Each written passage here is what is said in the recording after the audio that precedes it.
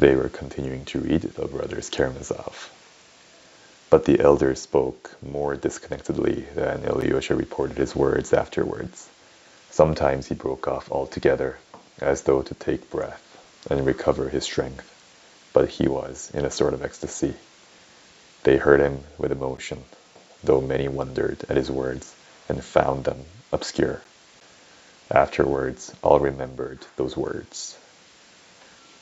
When Alyosha happened for a moment to leave the cell, he was struck by the general excitement and suspense in the monks who were crowding about it.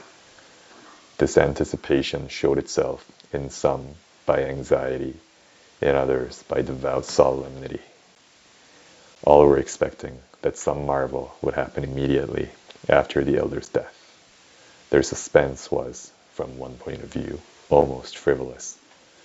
But even the most austere of the monks were affected by it. Father Pacey's face looked the gravest of all. Alyosha was mysteriously summoned by a monk to see Rakitin, who had arrived from town with a singular letter for him from Madame Holikov. In it she informed Alyosha of a strange and very opportune incident. It appeared that among the women who had come on the previous day to receive Father Zosima's blessing, there had been an old woman from the town, a sergeant's widow, called Prohorovna. She had inquired whether she might pray for the rest of the soul of her son, Vasenka, who had gone to Irkutsk and had sent her no news for over a year, to which Father Zosima had answered sternly, forbidding her to do so, and saying that to pray for the living as though they were dead was a kind of sorcery.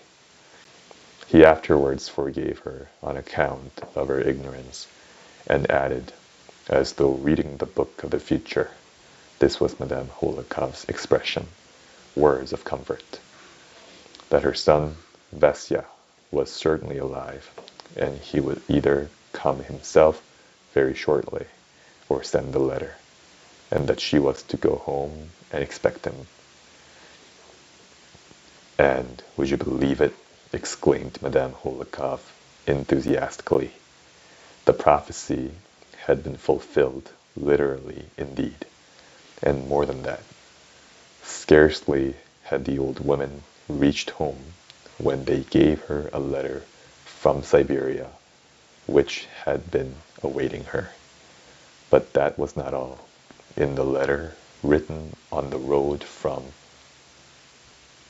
Ekaterinburg, Vasya informed his mother that he was returning to Russia with an official, and that 3 weeks after her receiving the letter, he hoped to embrace his mother.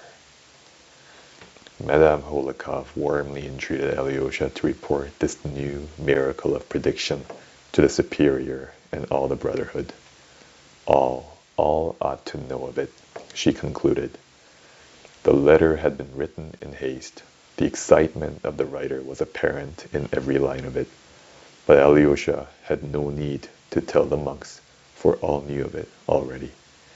Rakitin had commissioned the monk who brought his message to inform most respectfully his reverence Father Pacey that he, Rakitin, has a matter to speak of with him of such gravity that he dare not defer it for a moment, and humbly begs forgiveness for his presumption. As the monk had given the message to Father Pacey before that to Alyosha, the latter found, after reading the letter, there was nothing left for him to do but to hand it to Father Pacey in confirmation of the story. And even that austere and cautious man, though he frowned as he read the news of the miracle, could not completely restrain some inner emotion. His eyes gleamed, and a grave and solemn smile came into his lips. "We shall see greater things," broke from him. "We shall see greater things yet," the monks around repeated. And that's the end of the reading for today. Have a good day.